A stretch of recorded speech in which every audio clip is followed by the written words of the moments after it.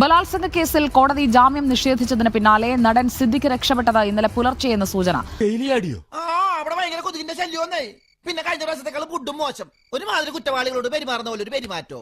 മുകേഷ് അറസ്റ്റിലായി മുൻകൂർ ജാമ്യം ലഭിച്ചതുകൊണ്ട് പുറത്തിറങ്ങാനാകും. സിദ്ദിഖിന് മുൻകൂർ ജാമ്യമില്ല, സിദ്ദിഖിനെ അറസ്റ്റ് ചെയ്ത് പറ്റൂ.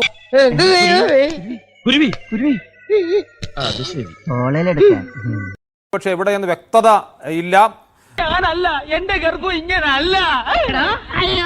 സിദ്ദിഖ് പടമുകൾ പാലച്ചുവട് ജംഗ്ഷൻ വഴി കാറിൽ പോകുന്നത് കണ്ടതായി ദൃക്സാക്ഷികൾ പറഞ്ഞു.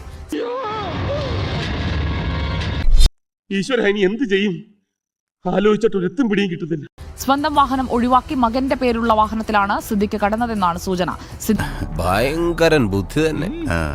തിങ്കളാഴ്ച ജാമ്യ ഹർജി നീക്കുന്നതുവരെ നിലവിലത്തെ അവസ്ഥയിൽ സിദ്ദിഖിന് ഒളിവിൽ കഴിയേണ്ടി വരും.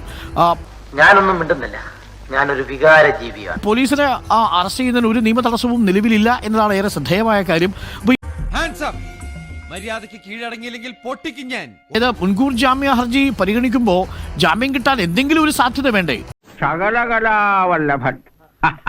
തെളിവുകളില്ല എന്നത് നിൽക്കില്ല, സ്വാധീനമില്ല എന്നുള്ളത് നിൽക്കില്ല. ഇതൊക്കെ ഹൈക്കോടതി വളരെ കൃത്യമായിട്ട് തന്നെ ഈ മുൻകൂർ ജാമ്യാപേക്ഷ നിരസിച്ചുകൊണ്ട് നൽകിയ വിധിയിൽ പറയുന്നുണ്ട്.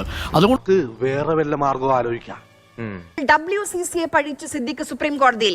ഈ രാഷ്ട്രീയ സാഹചര്യങ്ങൾ എപ്പോഴാണ് മാറി മറിയുന്നെന്ന് പറയാൻ പറ്റില്ലല്ലോ, ഒരു മുൻകരുതൽ. MMAയും WCCയും തമ്മിൽ നടക്കുന്ന തർക്കത്തിനെ തന്നെ ഇരയാക്കി.